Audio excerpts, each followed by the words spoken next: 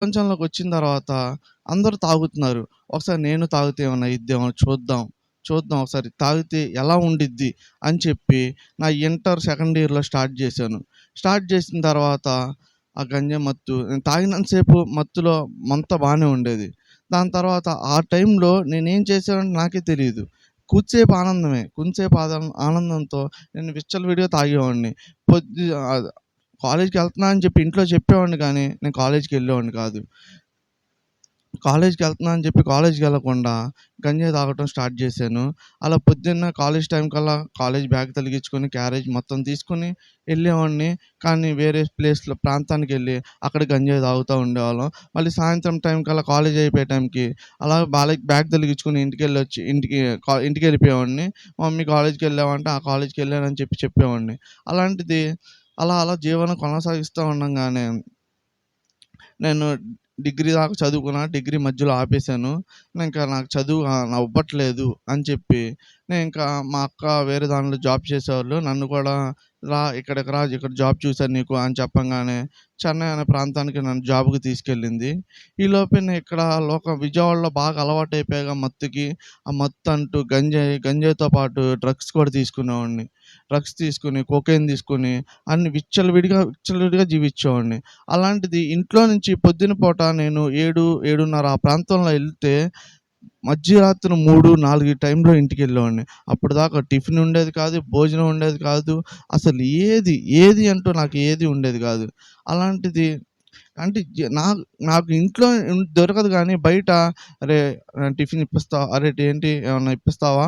ఆ! ఇప్పించు." ఇప్పించకపోతే ఆడిని కొట్టటం, ఆడి దగ్గరున్న డబ్బులు లాక్కోవటం, అలా విచ్చలవిడిగా నా జీవితాన్ని అలా జీవిస్తా ఉండేవాడిని. అలా ఇక్కడ ఇంటే ఈడు బాగుపడడు అని చెప్పి మా ఇంట్లో వాళ్ళు, "సరే మీ అక్కతో పాటు చెన్నై ఎళ్ళిరా.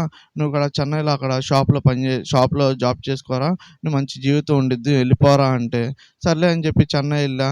చెన్నై ఎళ్ళిన తర్వాత ఒక వారం నాకేంటి ఒక బందీ అయిపోయాను. ఇక్కడ ఏంటి ఒక జైల్లాగుంది. అసలు దీనిలోంచి బయటికి రాలేకపోతున్నా అని చెప్పి ఇంట్లో ఫోన్ చేసి, "అమ్మ నా వల్ల కావట్లేదమ్మా. అమ్మ నేను వచ్చేస్తామ్మా. నాకిక్కడ ఏమీ అసలు నచ్చట్లేదమ్మా. అసలు ఏంటమ్మా ఇది 4 గోడల మధ్యలో ఆళ్ళు మాట్లాడే భాష ఏమీ అర్థం కావట్లేదమ్మా. ప్లీజ్ మా నేను వచ్చేస్తామా" అంటే ఇంకా మా ఇంట్లో వాళ్ళు కూడా వచ్చేయి అన్నారు. కానీ ఇక్కడ నేను సాహసం తిరిగా కదా! నాకన్నా పెద్ద వయసోళ్ళు అన్నా కదా! ఆ బ్రోకి ఫోన్ చేశా. "బ్రో నాకిక్కడ నచ్చట్లేదు బ్రో. నేను వచ్చేస్తా బ్రో" అని చెప్పి ఏడుస్తుంటే ఆ బ్రో ఏమన్నాడంటే, "బాబీ నీకు నచ్చట్లేదు కరెక్టే. కానీ నువ్వెందుకెళ్ళావు? మీ ఇంట్లో వాళ్ళు బలవంతంతోనేగా ఎళ్ళింది. దయచేసి నా మాట ఇంటావు కదా! నేను చెప్పింది ఇను బాబీ. Please bro నువ్వుండు. ఒక 2 రోజులుండు. అక్కడ వాతావరణం నీకు నచ్చలేదు అనుకుంటే అప్పుడు నీ అంతట నువ్వే వచ్చేద్దని" అన్నాడు. సర్లే అని చెప్పి 2 రోజులు ఉండంగానే అక్కడ ఆళ్ళందరూ తమిళ్‌లో మాట్లాడుతున్నారు. ఆళ్ళు మాట్లాడేది నాకు అర్థమవుతుంది గానీ, నేను మాట్లాడలేకపోతున్నాను. అలా నుంచుంటే ఒక అక్క అంది, "ఏంటి తమ్ముడు ఇలా నుంచున్నావు? ఇలా నుంచుంటే నీకు తమిళ్ రాదు, ఏమి రాదు" అని చెప్పి చెప్పంగానే, "సరే అక్క మరి ఏం చేయమంటావు నన్ను" అంటే, "ఆళ్ళు మాట్లాడేది వింటున్నావు కదా! నీకు తెలుస్తుంది కదా మొత్తం. ఆళ్ళు మాట్లాడేది ఏమని మాట్లాడుతున్నారో అది వింటా చిన్నగా ఒక్కొక్క పదం నేర్చుకుంటా ఉండు. అలాగే వచ్చిద్ది గానీ, నువ్వు అలా మాట్లాడకుండా మౌనంగా అలా నుంచుంటే నీకు తమిళ్ రాదు, ఏమి రాదు" అని చెప్పి చెప్పంగానే అక్క, అప్పటినుంచి నేను కూడా తమిళ్‌లో మాట్లాడడం ప్రయత్నించాను. అక్కడ నేను మాట్లాడుతుంటే అక్కడ ఉన్న మేనేజర్లు అన్నాడు, "అరే ఏంట్రా బాబు నువ్వు వేరే రాష్ట్రం నుంచి వచ్చి ఇక్కడ తమిళనాడులో వచ్చి ఇక్కడ తమిళోళ్ళ కన్నా నువ్వు ఇంకా బాగా మాట్లాడుతున్నావు. అసలు ఏంట్రా బాబు నీకా ఎలా వచ్చిందిరా బాబు" అంటే, "లేదన్నా ఇక్కడ అందరూ మాట్లాడుతుంటే చూసా. నేను కూడా అలా నేర్చుకున్నా" అని చెప్పి అలా 3 సంవత్సరాలు నేను అక్కడ జీఆర్‌టీలో అలా చెన్నైలో చేసేవాడిని. అలా చేస్తా ఈలోపు నెలకి మంత్ ఆఫ్ అంతా ఉండేది. ఆ మంత్ ఆఫ్‌కి విజయవాడ వచ్చేవాడిని. ఆ మంత్ ఆఫ్ 4 రోజులు ఇక్కడ విజయవాడ రాంగానే మళ్ళీ రొటీన్ లైఫ్. ఇక్కడ రాంగానే ఇదివరకు విజయవాడలో నా చిన్నప్పుడు సావాసం ఎలా తిరిగేవాడినో అదే ఫ్రెండ్స్‌తో అదే చోట ప్లేస్‌కెళ్ళి గంజాయి తాగటం అలా చేసేవాడిని. ఇంట్లో ఏమీ తెలిసేది కాదు. మొత్తం ఇంట్లో తెలియకుండానే చేసేవాడిని. ఇంట్లో అలా గంజాయి తీసుకోవటం, ఆ గంజాయి తాగటం మొత్తం అక్కడి నుంచి 4 రోజులు బాగా ఎంజాయ్ చేసేవాడిని. ఆ మందంటూ, గంజాయి అంటూ, డ్రగ్స్ అంటూ విచ్చలవిడిగా తీసేసుకుని ఇంక 4 రోజులు అయిపోయింది. నేను వెళ్ళిపోవాలి అన్న టైంలో ఒక్కొక్క రోజు 2, 3 రోజులు ఎక్స్ట్రా ఉండి రేపొచ్చేస్తున్నా అన్న అని చెప్పి ఆ 3 రోజులు ఇక్కడే ఉండి ఆ మత్తుని బాగా అనుభవించిన తర్వాత ఇక్కడి నుంచి వెళ్ళేటప్పుడు కూడా చెన్నై నేను గంజాయి తీసుకెళ్ళేవాడిని. గంజాయి తీసుకెళ్ళి అక్కడ కూడా నాకు నాకు అక్కడున్న ఫ్రెండ్స్‌కి కూడా అలవాటు చేశాను. ఫ్రెండ్స్‌కి కూడా అలవాటు చేసి, "ఏయ్! ఏం కాదు తాగండ్రా, తాగండ్రా" అని చెప్పి హిందీ వోళ్ళు నేపాల్ నుంచి వచ్చేవాళ్ళు, వాళ్ళకి కూడా అలవాటు చేసేవాడిని. రోజు డ్యూటీ అయిపోవటం, మా హాస్టల్ పైకొచ్చేసి హాస్టల్ పైన తాగేవాళ్ళం. అలా విచ్చలవిడిగా తాగేస్తా అలా ఉంటూ, ఈలోపు కరోనా కరోనా ముందు ఒక 2 నెలల ముందు నేనిక్కడ మా ఫ్రెండ్ వాళ్ళ అన్నయ్యది మ్యారేజ్ ఉంది. ఆడు ఫోన్ చేసి, "నువ్వు ఖచ్చితంగా రావాలిరా" అని చెప్తే, నేను ఈ నేను లీవ్ ఎవ్వరు వారం రోజులంటూ జ్యువెల్లరీ షాప్‌లో ఎక్కడ వారం రోజులు లీవ్ ఇవ్వరు. అలాంటిది నేను హైయర్ రికమెండేషన్‌తో ఆ సారు మా అక్క పక్కనుండే ఫ్రెండ్‌కి పీఏ. బాగా క్లోజ్. అనంగానే డైరెక్ట్‌గా ఆ సార్ అంటే నేను జ్యువెల్లరీ షాప్‌లో షేవింగ్ అన్నీ చేసుకోవాలి. అలాంటిది నేను షేవింగ్ ఏం చేసుకోకుండా అలా జ్యువెల్లరీ షాప్‌లోకెళ్ళాను. అక్కడ కింద సెక్యూరిటీ నన్ను ఆపేశారు. "ఏంటి షేవింగ్ ఏం చేసుకోలేదంటే?" నేను చేసుకోనన్నా" అని చెప్పి అని తమిళ్‌లో చెప్పంగానే, "ఎందుకు చేసుకోవురా" అన్నా. "నాకు మ్యారేజ్ ఉందన్న. మ్యారేజ్ గురించి నేను చేసుకోవట్లేదన్న. నేను మ్యారేజ్‌కెళ్ళాలి. ఆ మ్యారేజ్ గురించి నేను చేసుకోవట్లేదన్న" అంటే, సరేరా నీ సంగతి తెలుస్తాను పైకెళ్ళు" అన్నాడు. అనంగానే పైకెళ్ళి అలా కూర్చున్నా. నా కౌంటర్ నేను ఓపెన్ చేసుకొని మొత్తం తుడుచుకుంటున్నా. తుడుచుకుంటే ఈలోపు ఫోనొచ్చింది. ఫోనొచ్చి, "సందీప్ అర్జెంట్‌గా నువ్వు కిందకి రావాలి. Main main main hall main main cash కౌంటర్‌కి రావాలి" అన్నారు. అదేంటి అని చెప్పి సర్లే అని చెప్పి కిందకెళ్ళా. కిందకెళ్ళంగానే, "సరే నేను కుమార్ సార్ పిలుస్తున్నారు. నువ్వు అర్జెంట్‌గా ఉస్మాన్ రోడ్ ఎళ్ళాలి" అన్నారు. సరే అని చెప్పి ఎళ్ళాను. ఎళ్ళంగానే అక్కడ సార్ అన్నాడు, "అరే ఏంట్రా ఏం చేసావు నువ్వు" అన్నాడు. "ఏం చేశాను సార్? నేనేం చేయలేదు సార్." "మరి ఏంటి సెక్యూరిటీతో గొడవ ఏంటి" అన్నాడు. "సార్ షేవింగ్ చేయమన్నాడు సార్. నేను షేవింగ్ చేయనని అని చెప్పాను." "ఎందుకు చేయనన్నావు?" "సార్ నాకు ఇలా మ్యారేజ్ ఉంది సార్. నా మ్యారేజ్‌కెళ్ళాలి. నాకు వారం రోజులు లీవ్ కావాలి సార్" అన్నా. "ఎందుకురా? ఎందుకలా చేస్తావు? వారం రోజులు లీవ్ ఇస్తారా ఎవరైనా" అన్నారు. "వారం రోజులు లీవ్ ఎవరు ఇవ్వరు సార్. అందుకని చెప్పి నేను మిమ్మల్ని అడగడానికి వచ్చాను సార్. డైరెక్ట్ మిమ్మల్ని అడుగుదాం అనుకున్నాను. అందుకని ఈలోపే అనుకోకుండా మీరే పిలిచారు నన్ను. నాకు వారం రోజులు లీవ్ కావాలి సార్. నేను మ్యారేజ్‌కెళ్ళాలి అలా అని చెప్పాను. చెప్తే, "వారం రోజులు లీవ్ అనేది ఎవరు ఇవ్వర్రా. ఒక పని చేద్దాం. ఒక పని చెప్తా అది చేస్తావా" అన్నాడు. "చేస్తాను చెప్పండి సార్" అన్నా. "నీకు వారం రోజులు లీవ్ కావాలంటే నువ్విప్పుడు హాస్టల్‌కెళ్ళి షేవింగ్ చేసుకొని డ్యూటీకెళ్తే నీకు వారం రోజులు లీవ్ అనేది నేను గ్రాంటెడ్ చేస్తా" అన్నాడు. "అదేంటి సార్ నేను ఇప్పుడు మ్యారేజ్‌కనే కదా సార్ గడ్డం పెంచుకునేది. మీరేంటి సార్ ఇప్పుడు గడ్డం తీసేయమంటున్నారు" అన్నా. "లేదు లేదు నేను గడ్డం తీసుకొని షోరూమ్‌కెళ్తేనే నీకు వారం రోజులు లీవ్ అనేది ఇస్తా. లేదంటే నీకు వారం రోజులు లీవ్ అయితే ఇవ్వను" అని చెప్పారు. చెప్పంగానే, "సరే సార్ మీరన్నట్టుగానే నేను హాస్టల్‌కెళ్ళి ఇప్పుడు షేవింగ్ చేసుకొని డ్యూటీకెళ్తా" అనంగానే, సరే అని చెప్పి నీట్‌గా హాస్టల్‌కెళ్ళి షేవింగ్ చేసుకొని నీట్‌గా డ్యూటీకెళ్ళా. డ్యూటీకెళ్ళిన సమయానికి నేను విజయవాడొచ్చా. ఇంకా లీవ్ ఇచ్చారు. నేను విజయవాడొచ్చా. విజయవాడ రాంగానే మా ఫ్రెండ్ మ్యారేజ్ అన్నాగా అక్కడ అమలాపురం ఎళ్ళా. అక్కడ ఆ పెళ్లి చూసుకున్నది పెళ్లి చూడలేదు కానీ అక్కడ 3 రోజులు ఊకే సమాధుల్లో కూర్చొని తాగుతానే ఉన్నాం గంజాయి అనేది. మందు తాగుతానే ఉన్నాం. ఆ పెళ్లి కూడా చూసుకోకుండా పెళ్లి నుంచి ఆ సమాధుల నుంచి ఇంటికి రావటం, అక్కడే పడుకోవటం, ఆళ్ళ ఇంట్లో రూమ్ ఇచ్చాడు. ఆ రూమ్‌లో పడుకోవటం అలాగే ఉండేవాడిని. అలా ఉంటా ఆడు ఆడు మధ్యరాత్రి వచ్చి, "అరే పెళ్లి ఉంది స్టార్ట్ అయిపోయింది రా" అంటే, "అరే ఓపిక లేదురా బాబు ఇప్పటిదాకా గంజాయి తాగేసి ఉన్నాం కదరా మత్తులో ఉన్నాం రాలేమురా" అంటే, సరే బాబాయ్ పడుకోండి" అని చెప్పాడు. అలా పడుకొని అక్కడి నుంచి విజయవాడ అక్కడ పెళ్లి మొత్తం చూసుకొని నాకు లీవ్ అయిపోయింది. ఇంకా విజయవాడొచ్చాం. విజయవాడ నుంచి నేను చెన్నై ఎళ్ళాలి మళ్ళీ. సర్లే అని చెప్పి చెన్నై ఎళ్ళా. చెన్నై ఎళ్ళంగానే మళ్ళీ నా డ్యూటీ కొనసాగించాను. కొనసాగించిన తర్వాత ఈలోపు అనుకోకుండా లాక్‌డౌన్ వస్తుంది. అది నాకు తెలీదు. అనుకోకుండా లాక్‌డౌన్ వస్తున్న సమయంలో నేను నాకు లీవ్ అడిగి మా తాతయ్య చనిపోయారు. మా తాతయ్య చనిపోయారని చెప్పి లీవ్ అడిగి కావాలని చెప్పి నేను ఇంటికొచ్చేసాను. ఇంటికొచ్చి పర్మిషన్ అడిగి ఇంటికి రాంగానే నాకింకా చెన్నై ఎళ్ళబుద్ధి కావట్లే. ఆళ్ళు ఫోన్ చేస్తున్నారు. డ్యూటీకి రా" అని. రేపొచ్చేస్తున్నా" అలా 3 నెలలు అలా పోస్ట్‌పోన్ చేయంగానే ఇంక డ్యూటీలో అన్‌ఎక్స్‌పెక్టెడ్‌గా ఆళ్ళు మానేయ్ అని చెప్పలేదు. నా అంతటికి నేనే మానేశాను.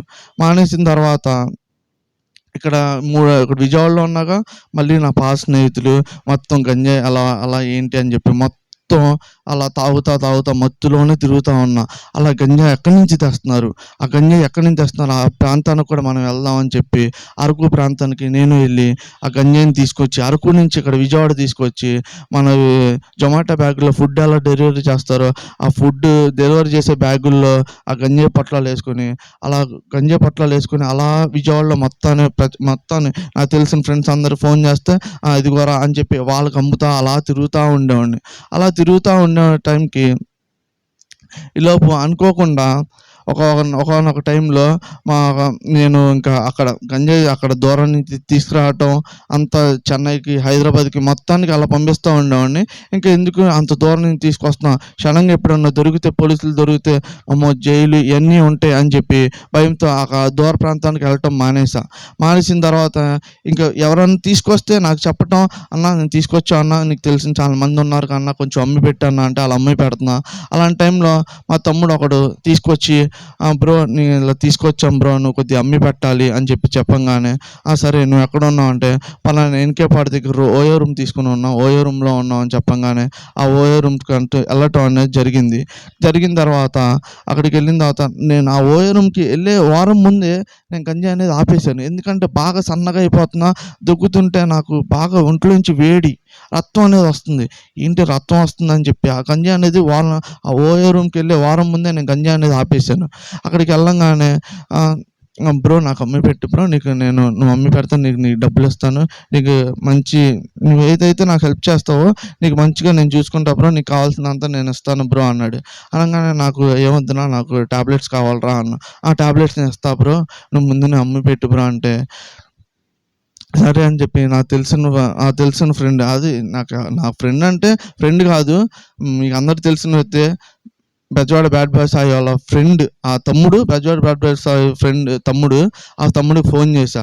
అంటే నేను తిరిగే ప్రాంతంలో వాళ్ళకి తెలియకూడదు బ్రో, నువ్వు బయట నీకు తెలిసిన పెద్ద పెద్ద సౌండ్ పార్టీ వాళ్ళకి నువ్వు అమ్మి పెట్టు బ్రో అన్నాడు. అమ్మి పెట్టు బ్రో అనంగానే ఆ తమ్ముడికి ఫోన్ చేశా. తమ్ముడికి ఫోన్ చేసి, తమ్ముడు ఇలా ఉంది మన దగ్గర గంజాయి, నీకు కావాలా అన్నా. అన్న కావాలన్నా, మీరు ఎక్కడున్నారంటే, నేను పలానా ఎన్‌కే-పాడు దగ్గర ఓయో రూమ్‌లో ఉన్నాను అని చెప్పాడు. చెప్పంగానే సరే లొకేషన్ పెట్టన్నా నేను వస్తాను అన్నాడు. సరే అని చెప్పి లొకేషన్ పెట్టాను. లొకేషన్ పెట్టిన తర్వాత ఆ ఓయో రూమర్ అనేది వచ్చాడు. వచ్చిన తర్వాత అన్న ఫస్ట్ అన్న పావు కిలో కావాలన్నా అన్నాడు. ఆ పావు కిలో తీసుకొని వెళ్ళిపోయాడు. వెళ్ళిపోయిన తర్వాత వెళ్ళిపోయిన ఒక పావు గంటకి మళ్ళీ ఫోన్ చేశాడు.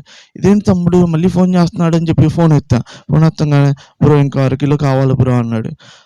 అరే ఇప్పుడే కదరా తీసుకెళ్ళావు అంటే, కాదు కాదు బ్రో, అది నాకు కాదు, ఈ అరకిలో అనేది నాకు కావాలి, అది వేరే వాళ్ళకి కావాలి, వేరే వాళ్ళకి ఇచ్చేసాను, ఈ అరకిలో నాకు కావాలి బ్రో అన్నాడు. సరే సరే ఇది నాది కాదు కదా, నేను వాడిని అడిగి కనుక్కొని నీకు ఫోన్ చేస్తాను మళ్ళీ అని చెప్పి ఫోన్ పెట్టేసి వాడిని కనుక్కుంటే, ఉంది బ్రో అని చెప్పాడు. సర్లే అని చెప్పి ఆ తమ్ముడికి ఫోన్ చేసి, సరే ఉంది రా అని చెప్పంగానే మళ్ళీ వచ్చాడు తీసుకున్నాడు. సరే బ్రో ఇది నేను పెట్టేసి వస్తాను రూమ్లో అని చెప్పి వెళ్ళి రూమ్లో పెట్టేసి వచ్చిన తర్వాత, బ్రో నీకేం కావాలి బ్రో అన్నాడు. అదేంటి ఏమైంది అంటే, లేదు బ్రో నువ్వు నాకు హెల్ప్ చేసావు, నీకేం కావాలో చెప్పు బ్రో అన్నాడు. నాకు నేను ముందు ఒకటే తాగుతున్నాను, గంజాయి అనేది మానేశాను అని చెప్పంగానే, సరే అని చెప్పి నా కోసం ఒక ఫుల్ బాటిల్ తీసుకొని వచ్చాడు. ఫస్ట్ అక్కడ నాకు అమ్మేడు కదా వేరే తమ్ముడు. ఆ తమ్ముడు రూమ్ నిండా ఒక 8 మంది ఉన్నాం. 8 మంది కూర్చొని తాగంగానే ఆ ఫుల్ బాటిల్ అనేది తొందరగా అయిపోయింది. నాకు మత్తు సరిపోలేదు. ఈలోపు ఈ తమ్ముడు టాబ్లెట్లు ఇచ్చాడు. ఆ టాబ్లెట్లు వేసుకొని మందు తాగినా కానీ నాకు మత్తు సరిపోలేదు. అబ్బా! ఏంటి నాకు మత్తు సరిపోవట్లేదని ఏ తమ్ముడికైతే గంజాయి ఇప్పించానో ఆ తమ్ముడిని తమ్ముడు నాకు మళ్ళీ తాగాలనిపిస్తుంది తమ్ముడు, ఇంకో ఫుల్ బాటిల్ తీసుకొస్తావా అంటే, అన్న తీసుకొస్తా కానీ ఇన్ని మంది అయితే నేను అందరూ తాగేస్తున్నారు అన్న, అన్ని మందికి అయితే నేను ఇవ్వలేనంటే, మీ తమ్ముడు ఈసారి ఫుల్ బాటిల్ తీసుకురా, మన ఇద్దరమే తాగుదాం, రూమ్‌లో ఎవరిని వద్దు అందరిని పంపించేద్దాం అంటే, సర్లే అని చెప్పి ఇంకో ఫుల్ బాటిల్ తీసుకొచ్చాడు. ఇద్దరమే తాగుతుంటే బాటిల్ మధ్యలో ఉన్నప్పుడు తలుపు కొట్టారు. తలుపు కొట్టంగానే, బ్రో ఏంటి బ్రో మీ ఇద్దరే తాగుతారు మమ్మల్ని ఎవరు పిలవకుండా అంటే, సరే అని చెప్పి వాళ్ళిద్దరిని కూడా యాడ్ చేసుకున్నాం. అలా నలుగురు కూర్చొని తాగుతుంటే ఆ ఫుల్ బాటిల్ కూడా అయిపోయింది. ఆ ఫుల్ బాటిల్ కూడా అయిపోయేసరికి నాకైనా మత్తు సరిపోవట్లేదు అని చెప్పి ఆ తమ్ముడిని మళ్ళీ అడిగా, తమ్ముడు ప్లీజ్ తమ్ముడు ఇంకో ఫుల్ బాటిల్ కావాలి తమ్ముడు, ఏమనుకోకు తమ్ముడు, ఈసారి నిజంగా మన ఇద్దరమే తాగుదాం అని చెప్పంగానే, సరే అన్న నీకోసం తీసుకొస్తానన్న అని చెప్పంగానే ఆ తమ్ముడు ఆ ఫుల్ బాటిల్ కూడా తీసుకొచ్చాడు. కొద్దిగా తాగాడు, ఆ తమ్ముడు పడిపోయాడు. నేను అలాగే తాగుతూనే ఉన్నా, ఫుల్గా తాగేశాను. ఆ ఫుల్ బాటిల్ కూడా అయిపోయిన తర్వాత అయినా కానీ మత్తు సరిపోలేదు. అలాంటి టైంలో ఇంకో తమ్ముడికి ఫోన్ చేశా. కంకిపాడు ప్రాంతంలో ఒక తమ్ముడు ఉంటాడు. ఆ తమ్ముడికి ఫోన్ చేయగానే, సరే నువ్వు ఇక్కడికి రా అన్న నేను ఇప్పిస్తాను అని చెప్పంగానే, సరే తమ్ముడు వస్తున్నాను అని చెప్పి, నా బండి ఎందుకులే ఏసుకెళ్ళటం అని చెప్పి, నేను ఏ తమ్ముడికైతే గంజాయి అమ్మానో ఆ తమ్ముడి దగ్గర ఆ బుల్లెట్ బండి తీసుకొని నేను ఆ ఓయో రూమ్ నుంచి బయలుదేరంగానే ఎన్‌కే-పాడు దగ్గర నుంచి స్టార్ట్ అయ్యా. ఎన్‌కే-పాడు దగ్గర నుంచి 100 అడుగుల రోడ్లో నుంచి కంకిపాడు వెళ్ళిపోవచ్చని 100 అడుగుల రోడ్లోకి అలా తిప్పుతుంటే ఘోరాతి ఘోరమైన స్పీడ్‌గా వేగంగా అతి వేగంగా వస్తుంది. కారు ఒకటొస్తుంది. నేను చూసుకోలేదు. నేను మత్తులో ఉన్నాగా. నాతో పాటు ఇద్దరు తమ్ముళ్ళున్నారు. "అన్న మేము వస్తాం అన్న" అనంగానే, సరే రండిరా" అని చెప్పి తీసుకొని ఆళ్ళిద్దరిని కూడా ఎళ్తుంటే, స్పీడ్ అతి వేగంగా వస్తున్న కారు నేను చూసుకోలేదు. నేను వన్ వేలో నుంచి అలా తిప్పి 100 అడుగుల రోడ్‌లోకి ఎళ్తున్నా. 100 అడుగుల రోడ్‌లోకి ఎళ్తుంటే అన్‌ఎక్స్‌పెక్టెడ్‌గా ఆ కారు నన్ను గుద్దేసింది. నన్ను గుద్దేయంగానే నాకు తెలీదు. గుద్దేయంగానే నేను పడిపోయాను. నా మొత్తం నేను పడిపోయిన ప్రాంతం మొత్తం రక్తం మడుగులతో, అసలు ప్రాంతం అంతా రక్తం మడుగులతో, కాలు మొత్తం తిరిగిపోయింది నాది. ఇలా ఉండాల్సిన కాలు ఇలా తిరిగిపోయింది మొత్తం. తిరిగిపోగానే నా కంట్లో నుంచి చుక్క నీళ్ళు కూడా రావట్ల. నా వెనకాల ఇద్దరున్నారని చెప్పా కదా! ఒక తమ్ముడు ఇంకా అంత అంత అంత కొంచెం దూరంలో యాక్సిడెంట్ అవుతుంది అన్న ప్రాంతం అన్న సమయానికి ఇక్కడే దూకేశాడు ఆ తమ్ముడు.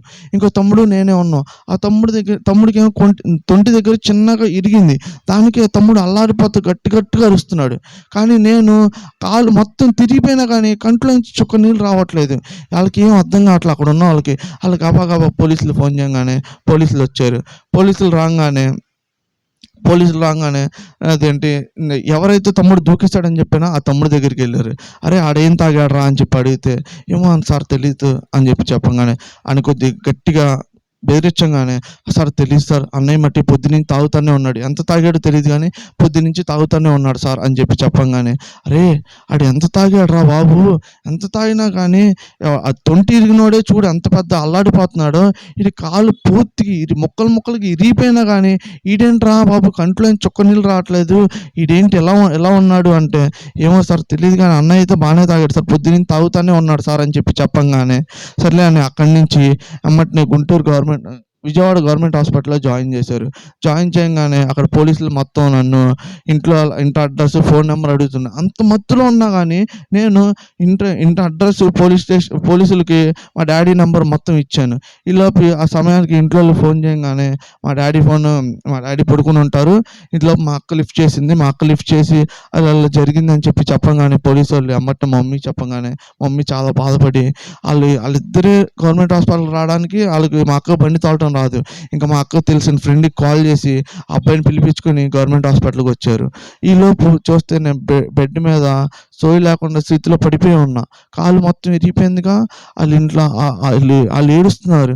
నేను ఈ స్టేజ్‌లో లేను. నేను కోమాలో ఉన్నా. జస్ట్ కళ్ళు మట్టుకు అలా తెరిచున్నాయి కానీ నేనైతే ఇక్కడ లేను, కోమాలో ఉన్నా. అలా చూస్తున్నాను అంతే. అలా చూస్తా ఉండగానే నా బట్టలు మొత్తం తడిసిపోయినాయి రక్తంతో తడిసిపోగానే మొత్తం డ్రెస్సింగ్ చేశారు. డ్రెస్సింగ్ చేయగానే ఆ డ్రెస్సింగ్ చేసింది కూడా క్లాత్ కూడా మొత్తం డ్రెస్సింగ్తో రక్తంతో తడిసిపోయింది. ఇంకా వాళ్ళకి విజయవాడ గవర్నమెంట్ హాస్పిటల్ వాళ్ళకి భయం వేసిపోయింది. ఈ అబ్బాయి చనిపోతాడు, ఈ అబ్బాయిని అర్జెంటుగా మార్చేయాలి అని చెప్పి గుంటూరు గవర్నమెంట్ హాస్పిటల్ షిఫ్ట్ చేశారు. షిఫ్ట్ చేయగానే ఇక్కడి నుంచి గుంటూరు తీసుకెళ్ళిపోయారు. అయినా నేను కోమాలోనే ఉన్నా.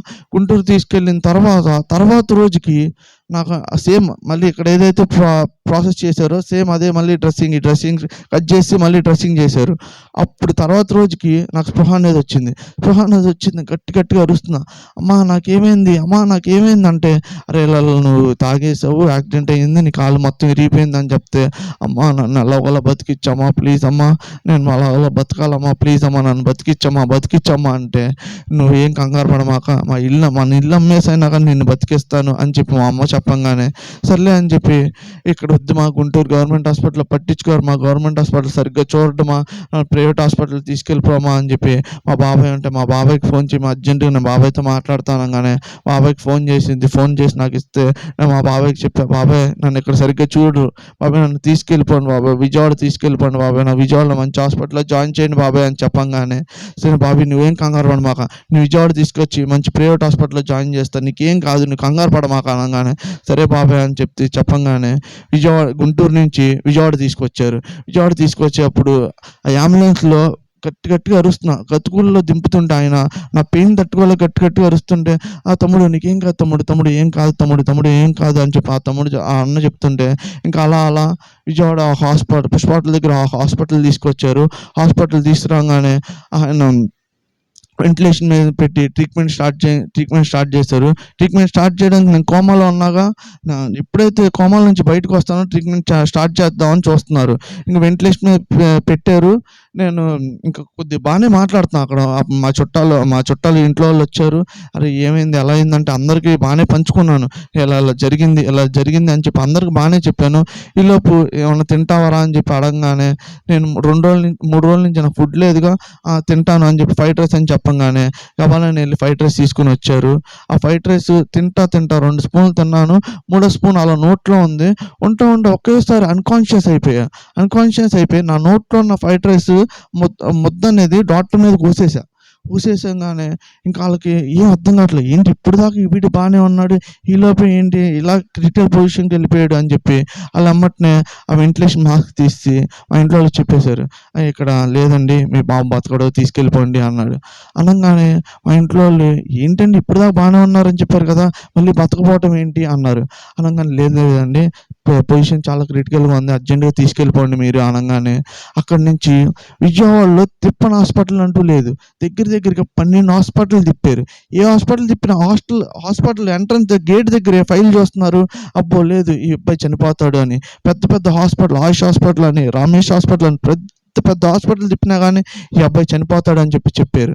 చెప్పంగానే ఇంకా ఇంకో బాబాయ్ ఉంటాడు. కానూరులో ఉంటారు. ఆ బాబాయ్ అన్నారు "ఎన్ ఎంత ఏ హాస్పిటల్ తీసుకెళ్ళినా చనిపోతారని చెప్తున్నారు కదా!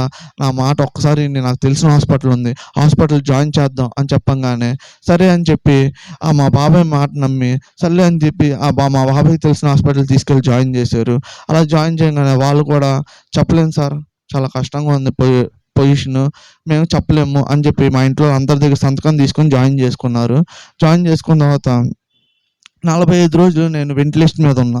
రోజుకి డబ్బు ఖర్చు అయిపోతుంది కానీ, నేను వెంటిలేషన్ నుంచి ఏమి రెస్పాండ్ అవ్వట్లే. ఎవరికి రెస్పాండ్ అవ్వట్ల. ఎవరైనా వచ్చి బాబీ అని పిలుస్తుంటే అలా చూస్తున్నాను తప్ప ఎవరికీ స్పందించట్లా నేను. ఏం మాట్లాడట్లేదు.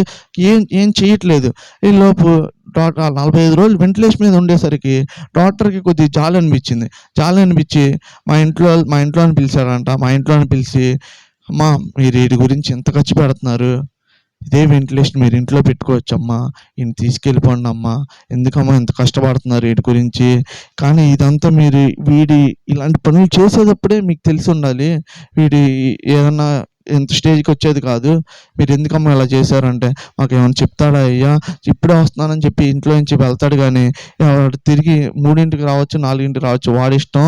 ఎప్పుడుకొస్తాడో వాడికే తెలీదయ్యా అని చెప్తే, సరే అమ్మా ఈడిని తీసుకెళ్ళిపోయి ఇదే వెంటిలేషన్ మీరు ఇంట్లో పెట్టుకోవచ్చు అని చెప్పంగానే, సరే అని చెప్పి ఆ వెంటిలేషన్ మొత్తం ఎక్విప్‌మెంట్ మొత్తం తెస్తా. వెంటిలేషన్ పైప్ తీయకుండా నాకు పెట్టిన ఎక్విప్‌మెంట్ మొత్తం తెస్తా ఉన్నారు. ఈలోపు మా ఇంట్లో వాళ్ళు ఫోన్ చేసి, "మీరు అంబులెన్స్ మాట్లాడుకోండమ్మా" అని చెప్పంగానే, సరే అని చెప్పి మా ఇంట్లో వాళ్ళు అంబులెన్స్ మాట్లాడుకుంటాకెళ్లారు. మా ఇంట్లో వాళ్ళు అంబులెన్స్ మాట్లాడుకుంటాకెళ్తే, ఈలోపు ఆయన అంతా ఎక్విప్‌మెంట్ తీశారుగా వెంటిలేషన్ పైప్ ఒకటి తీయలేదు. సరే ఆ వెంటిలేషన్ పైప్ తీద్దాం అని చెప్పి వెంటిలేషన్ పైప్ తీయంగానే నా అంతట నేను శ్వాస పీల్చుకుంటున్నా. ఆ డాక్టర్‌కి ఏం అర్థం కాలేదు.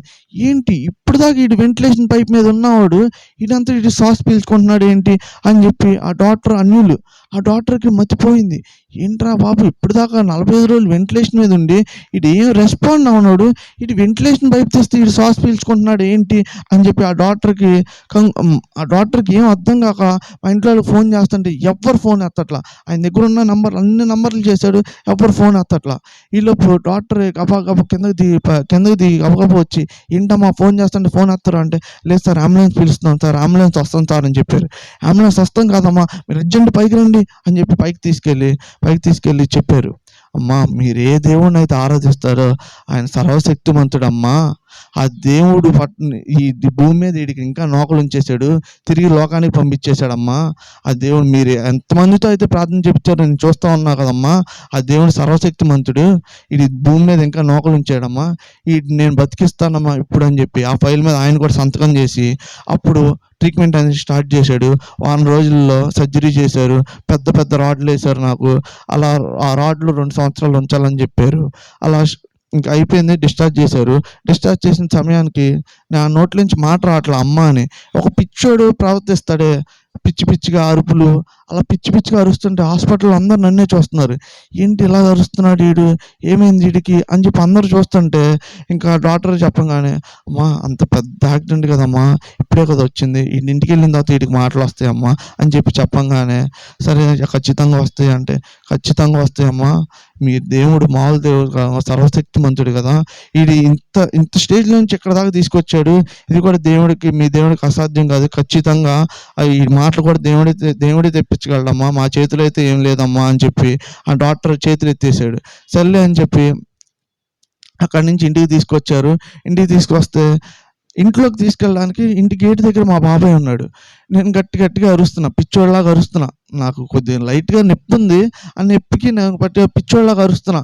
పిచ్చోడిలాగా అరుస్తుంటే మా బాబాయ్ గేట్ దగ్గర నుంచి, "ఏంట్రా అలా అయిపోయావు? తాతలా ప్రవర్తిస్తున్నావేంట్రా" అన్నాడు. ఆయన అన్నది నాకేం గుర్తులేదు గానీ ఇయన్నీ వీడియో తీశారు. వీడియో తీయటం వల్ల నాకు గుర్తుంది. "తాతలా ప్రవర్తిస్తున్నావేంట్రా? ఏంట్రా ఇలా అయిపోయావు పిచ్చోడిలాగా" అనంగానే ఇంట్లో వెంటిలేషన్ మీద బెడ్ మీద ఉన్నాను. బెడ్ మీద 2 సంవత్సరాలు ఉన్నా. నాకు ఇంట్లో బ్రష్ చేపిచ్చే దగ్గర నుంచి మోషన్ మొత్తం మా మమ్మీ 2 సంవత్సరాలు నాకు చాకరీ చేసింది ఇంట్లో. మొత్తం బెడ్ మీద ఉంటాం. మొత్తం ఇంకా అసలు నాకు గుండు చేపిచ్చేశారు. అసలు నా నే నేను నేను గాని గుర్తుపట్టలేకపోయాను. ఇయన్నీ వీడియో తీసి నాకు 2 సంవత్సరాలు ఇంట్లో ఉంటాగా ఇయన్నీ చూపిచ్చారు. "చూడరా ఇన్ని సంవత్సరాలు మీ ఫ్రెండ్స్ ఎవరు రాలేదు. అన్ని ఫ్రెండ్స్‌తో తిరిగావు. ఒక్క ఫ్రెండ్ అంటూ రాలేదు. చూడరా నీకు ఈ సమయంలో కూడా నిన్ను ఆదుకున్నది ఎవరు? తల్లిదండ్రులు తప్ప ఎవరు ఆదుకోరురా. నువ్వు అన్ని రోజులు తిరగకుండా ఏదో సికామన్ సెంటర్ రూమ్‌లో ఉన్నావు. ఆ రూమ్‌లో వచ్చినప్పుడు చూస్తే నువ్వు టవల్ కట్టుకొని ఉన్నావు. ఎంత అసహ్యంగా ఉందిరా. ఏంట్రా ఈ బతుకు" అని చెప్పి అన్నాను. "ఎందుకురా మన బతుకదా? మనకు ఎంత పెద్ద ఇల్లుందిరా. ఎందుకురా ఇలా జీవించావు? ఎందుకురా అలా ఫ్రెండ్స్‌తో తిరిగావు" అంటే, "అమ్మా నాకు ఫ్రెండ్సే ముఖ్యం అమ్మా. నా ఫ్రెండ్స్ తప్ప ఏదన్నామా" అని చెప్పి ఇదివరకు నేనున్న టైంలో నా ఫ్రెండ్సే ముఖ్యం. ఇంట్లో వాళ్ళకన్నా ప్రయారిటీ ఫస్ట్ ఫ్రెండ్స్‌కే ఇచ్చేవాడిని. ఫ్రెండ్స్ ఏదంటే అదే చేసేవాడిని. అలాంటివి చెప్పంగానే మా ఇంట్లో వాళ్ళకి అలాంటి వీడియోలు చూపియంగానే, నిజంగానే కదా! ఇంట్లో వాళ్ళు తప్ప నాకు ఎవరు ఒక్కోడొచ్చి "అరే ఎలా ఉందిరా" అని చెప్పి ఒక్కడు కూడా పలకరించలా. ఒకే ఒక ఫ్రెండ్ వచ్చాడు గానీ ఇంకెవ్వరు రాలేదు. వచ్చి పలకరించాడు. "అరే నీకు ఏం కాదురా, నాకు కూడా కాలు ఇలాగే అయింది. నీకు కూడా తొందరగా అయిపోద్దిరా" అని చెప్పి పలకరించాడు. ఇంక వేరే ఫ్రెండ్స్ ఎవరు రాలేదు. అలా బెడ్ మీద ఉంటా. మెల్లగా నడవటం స్టార్ట్ చేశాను. నడవటానికి ఒక హ్యాండ్ స్టిక్ అనేది ఇచ్చారు. నాకు స్టిక్ ఇచ్చారు కానీ నాకేంటంటే స్టిక్ పట్టుకొని నడవాలంటే రోడ్డు మీద అసహ్యంగా ఉండిద్ది. అబ్బా! ఎవరు అమ్మాయిలు చూడరు నన్ను. ఈడేంట్రా బాబు అంటే నా చేతి నిండా పచ్చబొట్లు టాటూలు ఉంటాయి. ఈ టాటూలు అంత డిగ్నిటీగా అఫీషియల్‌గా ఉండేవాడిని. ఈ స్టిక్ పట్టుకుంటే ఏ అమ్మాయి నన్ను చూడదు అని చెప్పి నేను ఆ స్టిక్ కూడా పట్టుకునేవాడిని కాదు. పట్టుకొని అలా నడుస్తా ఉంటే ఈలోపు మా మమ్మీ మా ఇంటి దగ్గర వీధి సువార్త జరిగిద్ది. శుక్రవారం ప్రార్థన ఉండిద్ది. ఆ ప్రార్థనకి మా మమ్మీ వెళ్తా ఉండేది. మమ్మీ నన్ను కూడా రమ్మంటే, "అమ్మా నాకు కాళ్ళు నొప్పి కదమ్మా నేను రాలేనుమా" అని చెప్పాను. చెప్తే, "అదేం కాదురా రారా అనేది ప్రతి శుక్రవారం అడుగుతానే ఉండేది. కానీ నేనెప్పుడు "అమ్మ రానుమా, ఎళ్ళుమా నువ్వే, నా వల్ల కాదుమా" అని చెప్తా ఉండేవాడిని. అలాంటిది ప్రతి శుక్రవారం ఇబ్బంది పెడుతుందిగా, సర్లే అని ఒక శుక్రవారం వెళ్దాం అని చెప్పి ఫిక్స్ అయ్యాను. ఫిక్స్ అయ్యే టైంకి మమ్మీకి తెలీదు. మా ఇంటి దగ్గర నుంచి సందు చివరికి వెళ్తే అక్కడ సిగరెట్ షాప్ ఉండిద్ది. ఆ సిగరెట్ షాప్‌కెళ్ళి సిగరెట్ తాగేసి వచ్చి చాక్లెట్ ఏసుకొని పదమా వెళ్దాం అని చెప్పి ఎళ్ళంగానే ప్రార్థనలో కూర్చున్నా. ప్రార్థనలో కూర్చోంగానే అయ్యగారు చెప్తున్నారు ఏదన్నా మంచిగా చెప్తారు అని చెప్పి విందాం అని చెప్పి శ్రద్ధ పెట్టి వింటున్నాను. వినగా అయ్యగారు ఎందుకొచ్చిందో ఆ టైంలో తెలీదు గానీ సిగరెట్ గురించి చెప్తున్నారు అయ్యగారు వాక్యం. సిగరెట్ గురించి చెప్పంగానే నాకు ఆశ్చర్యపోయా. ఏంటి అయ్యగారు ఇలా సిగరెట్ గురించి చెప్తున్నారు. ఇప్పుడు ప్రార్థన అయిపోయిన తర్వాత అందరూ నన్ను అడుగుతారు ఏంటి, "సిగరెట్ తాగావా ఏంట్రా బాబు నువ్వు" అని చెప్పి అడుగుతారు. ఇప్పుడు నేనేం చేయాలి అని చెప్పి నాకు భయమేసేస్తుంది. అందరూ అడుగుతారు నేనేం చేయాలి, ఏం చెప్పాలని చెప్పి భయంతో ఇంకా ఎమ్మటనే కళ్ళు తెరుచుకొని, దేవా నన్ను క్షమించు దేవా నన్ను క్షమించు దేవా. ఇంకెప్పుడు ప్రభా జీవితంలో ఇంకెప్పుడు తాగను ప్రభా. ప్లీజ్ ప్రభా నన్ను ఒక్కసారి క్షమించు ప్రభా అనంగానే దేవుడు నిజంగా నా ప్రార్థన అప్పుడు కళ్ళు తెరుచుకొని ప్రార్థన చేశా గానీ, దేవుడు నిజంగా ఆ ప్రార్థన ఆలకించి ఇప్పుడు దాకా నాకు సిగరెట్ అనే వాసన కూడా పడదు. ఈ ప్రెజెంట్ ఈ రోజు దాకా సిగరెట్ వాసన కూడా పడదు నాకు. అలాంటి టైంలో ఇంకా అలా అలా నాకు మందు డ్రగ్స్ టాబ్లెట్ల అలవాటుంది. గంజాయి అనేది అలవాటు లేదు గానీ మందు, టాబ్లెట్ల అలవాటు ఉంది. అలాంటి మందు నేను ఇక్కడ తాగితే మా బాబాయ్ వాళ్ళు అందరూ చెప్పా కదా వెల్ ఎడ్యుకేటెడ్ ఫ్యామిలీ అని, మీ వాడు తాగుతున్నాడు మళ్ళీ అని చెప్తారని మా అమ్మమ్మ వాళ్ళ ఇంటికి వెళ్ళేవాడిని. అక్కడ కూడా ఫ్రెండ్స్ నాకు. అక్కడికి వెళ్ళంగానే అక్కడ ఒక ఫ్రెండ్ పరిచయం. ఆ ఫ్రెండ్ ద్వారా ఫ్రెండ్ ఇప్పించాడు, తాగేవాడిని, బాగానే ఉంది. అలా అలా మెల్లగా మందు తాగుతూ ఉన్నా. ఒకరోజు వెళ్ళంగానే శుక్రవారం పూట ప్రార్థనలో అక్కడ మందు గురించి చెప్తున్నారు అయ్యగారు. అయ్యా! మందు గురించి చెప్పంగానే ఎమ్మటనే నేను గ్రహించలేదు. దేవుడు నాతో మాట్లాడుతున్నాడు, వాక్యం ద్వారా నాతో మాట్లాడుతున్నాడని నేను గ్రహించలేదు. అయ్యయ్యా! అని చెప్పి మళ్ళీ సేమ్ అలాగే కళ్ళు తెరిస్తే ప్రార్థన చేసుకుని, దేవా నన్ను క్షమించు ప్రభువా, నేను ఇంకెప్పుడు తాగను ప్రభువా, జీవితంలో తాగను ప్రభువా అని చెప్పి తీర్మానం చేసుకొని ఎమ్మటనే ఆ మందు కూడా వదిలేసాను. ఇంకా నాకున్నది ఒకే ఒకటి మత్తు టాబ్లెట్లు ఒకటుంది. ఆ మత్తు టాబ్లెట్లు ఎలా వదలాలంటే, ఇప్పుడు పలానా అయ్యగారికి నేను మత్తు టాబ్లెట్లు వేసుకుంటానని తెలిస్తేనే నా గురించి ప్రార్థన చేయగలరు కానీ ఇంకెవరు చేయలేరుగా. అలాగా అప్పటికే నేను టీవీ చూడడం మానేశాను.